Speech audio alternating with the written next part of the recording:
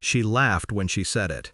That sharp, dismissive laugh only a mother can perfect, designed to sting but disguised as love. No wonder you're still single at 35. I didn't flinch, I only smiled. Actually, I've been married for 3 years, I said, voice steady, eyes locked on hers. You just weren't invited. That's when the photo slipped from her hand. The one she kept on the mantel for years. Our family, frozen in better times. It fell face down on the hardwood, and for the first time, she looked afraid of me.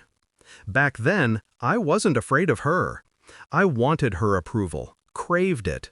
When I met Daniel, I thought maybe, finally, she'd see me as someone worth loving. He was the kind of man she admired, polished, ambitious, charming. He shook her hand like he belonged in the family, and for a while, I believed it too. With him, I thought I had outsmarted loneliness. The dinners, the whispered promises, the way he reached for my hand when no one was looking, it all felt like safety, like proof that I hadn't failed at the one thing she thought defined me. But safety has a way of rotting when you stop checking for cracks. It began small, a silence too long between messages, a smile that never reached his eyes, the way his phone lived face down on the counter, even when it buzzed with life beneath his palm. I didn't confront, I observed, I measured.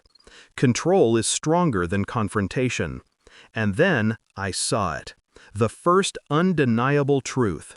A message on his screen when he forgot to lock it. Just 3 words, "Miss you already." Not from me. I stared at that glowing rectangle, heartbeat steady, as if my body already knew this moment was coming. I memorized the name. I memorized everything.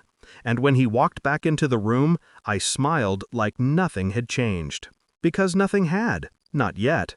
People expect rage, tears, screaming. They expect the betrayed to collapse. I chose silence. Silence is sharper. It lets you sharpen knives while they sleep beside you. I played my role.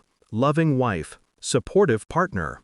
I even kissed him more often, because suspicion breeds carelessness, and I needed him careless. Weeks bled into months, and I collected everything. Receipts, emails, bank statements. He thought his secret dinners were invisible. They weren't. He thought the hotel charges could be hidden in work expenses. They couldn't. He thought I was blind. I wasn't. When I had enough to bury him, I began the choreography. Step 1. Finances. Joint accounts quietly drained, funneled into mine. His signature forged with the ease of practice.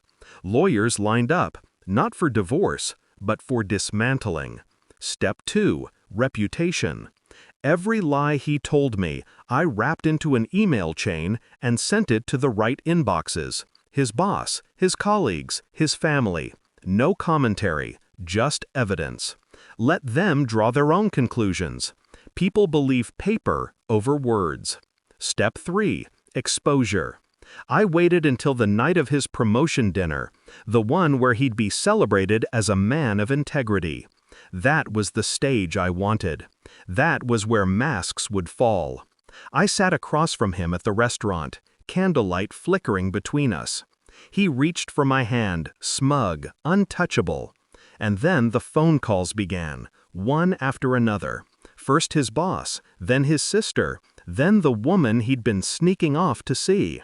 His face drained as he answered, as truths spilled over him like boiling water. I didn't need to speak, I just watched. When he turned to me, eyes wide, begging for denial, I finally gave him words. You taught me what betrayal looks like. Tonight, I'm teaching you what justice feels like.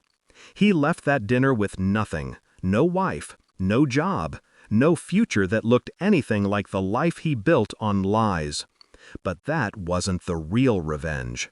The real revenge was silence at home. No explanations to my family. No invitations. I vanished his existence from my narrative. To them, I was still single, still searching. They thought I failed. Let them. Because truth, when held back, becomes a weapon sharper than any revelation.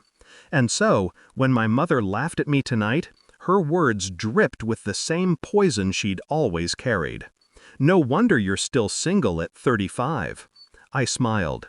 "Actually, I've been married for 3 years. You just weren't invited." That's when the photo slipped. That's when she understood. Not about the marriage, not even about Daniel. She understood me.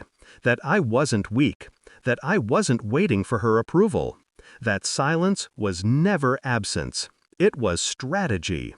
Now she knows what Daniel learned too late.